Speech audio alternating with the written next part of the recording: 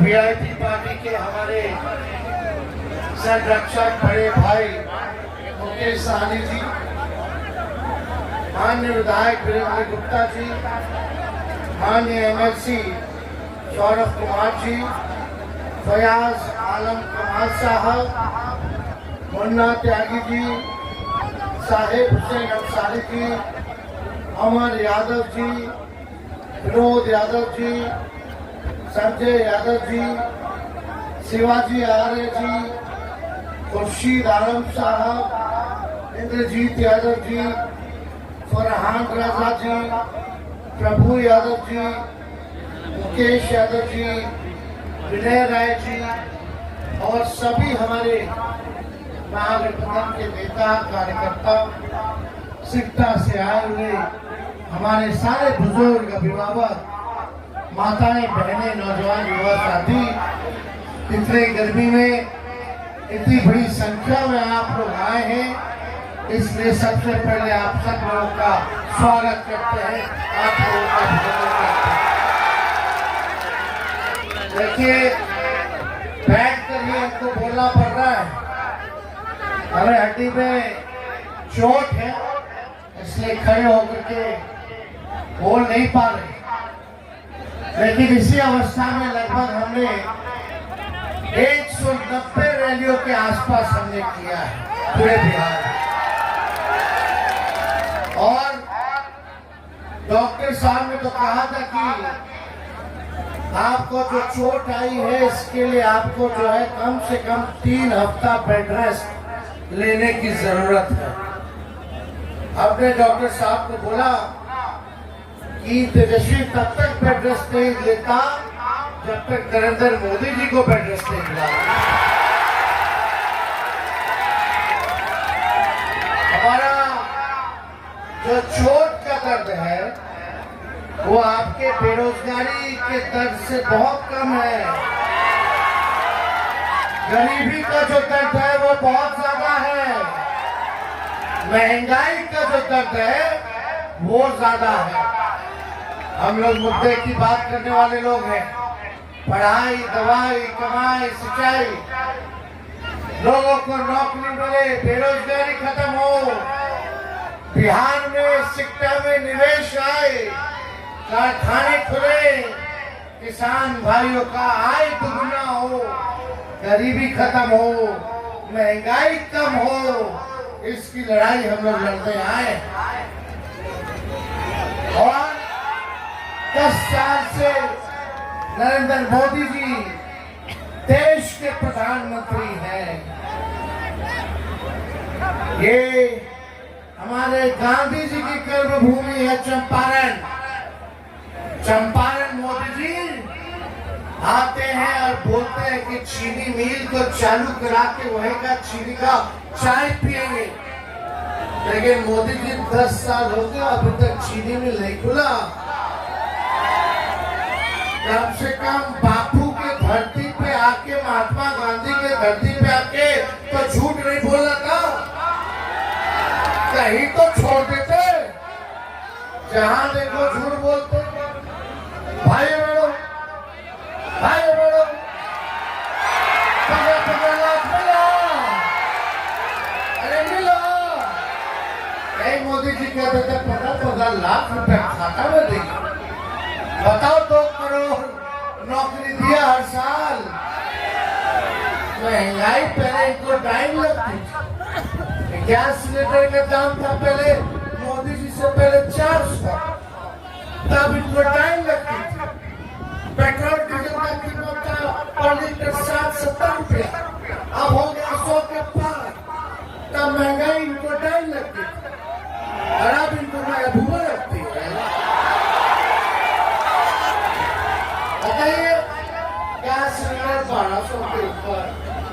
यही बोल के सत्ता में आए थे कि गरीबी खत्म कर देंगे, महंगाई खत्म कर देंगे, सबके नौकरी दे देंगे।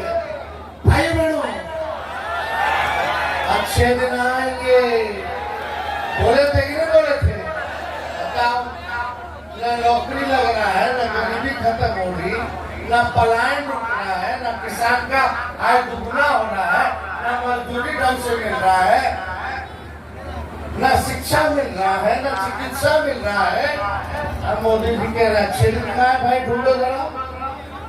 नहीं बोलते थे बिहार को विशेष राज्य का दर्जा देंगे, क्या मिला बिहार को? केवल ठगने का काम किया। लेकिन आप लोगों ने देखेंगे अब 10 साल से मोदी जी का सरकार केंद्र में, 17 साल से बिहार में, और उनके एमपी है यहाँ से। एमपी साहब की छुट्टी है, क्या नाम है एमपी साहब? कोई काम किए? अरे कुछ तो कराए होंगे, अच्छा अस्पताल बनवाए होंगे, कॉलेज बनवाए होंगे, डिग्री कॉलेज वाला कुछ खोले, पॉलिटिकल कोई कुछ को खोले। ना अस्पताल बनाया, ना स्कूल बनाया, ना कॉलेज बनाए, तो किए क्या है 5 साल 10 साल? इन लोगों ने केवल आपको ठगा है। ज्यादा समय नहीं लेंगे, आज कई जगह कार्यक्रम है मेरा। हम लोगों ने प्रत्याशी एक नौजवान अपने भाई दीपक यादव को बनाया है, और आप सब लोग ऐसा फील है कि दीपक यादव जी को भारी बहुमत से आप लोग लाल पेन पर बटन दबा करके विजय बनाने का काम करें। हाथ उठा करके जितोड़े चुपचाप। अरे जब दीपक जी जीतेंगे, सिर्फ 3 चीजों से है, गरीबी, महंगाई और बेरोजगारी। हम लोग अगर कोई भी काम अपना मैनिफेस्टो दिए हैं या अपना जो चुनाव का प्रमाण पत्र दिए, वादा पत्र दिए हैं, उस सब में आप में बटा है और सब लोगों को मिला है।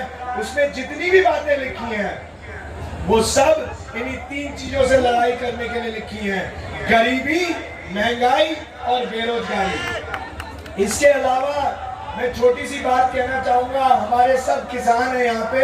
हमारे इंडिया महागठबंधन ने ये तय किया है कि अगर हम केंद्र में सरकार में आते हैं तो हमारे जितने भी किसान हैं, उन्होंने बैंकों से, कांग्रेस के मैनिफेस्टो में ये लिखा है कि अगर बैंकों से गरीब किसान ने लोन लिया है तो उसके लिए एक बोर्ड बनेगा दिल्ली में, और वो बोर्ड तय करके हमारे सारे गरीब किसानों का बैंकों का लोन माफ कर देगा।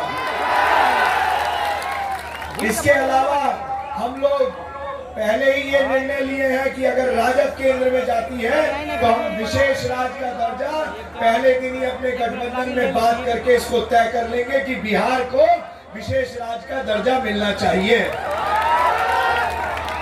इसके अलावा विकास के लिए केंद्र से जब विशेष राज्य का दर्जा मिलेगा तो हमें नकद राशि बिहार को, ये हमने अपनी बात अपने मैनिफेस्टो में लिखी है कि 1,60,000 करोड़ विकास के लिए हम लोग केंद्र से मांगेंगे और हमें मिलेगा।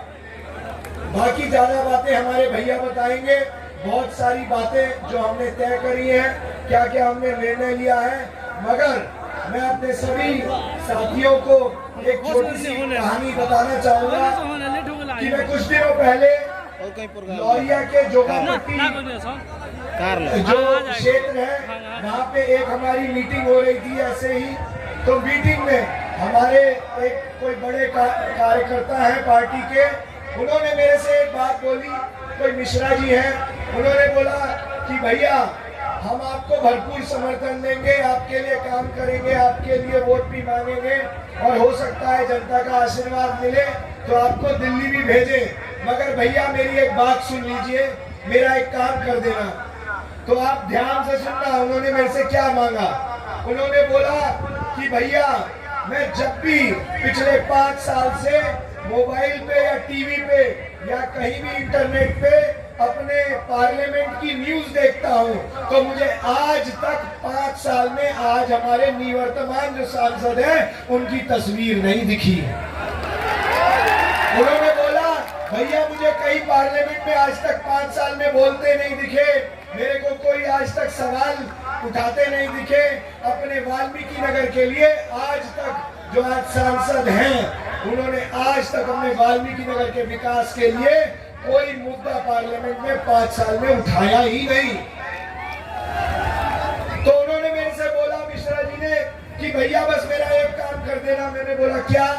उन्होंने बोला कि भैया अगर आप पार्लियामेंट में जाएं तो सबसे आगे वाली कुर्सी पे बैठ जाना, मैं आपको देखना चाहता हूं।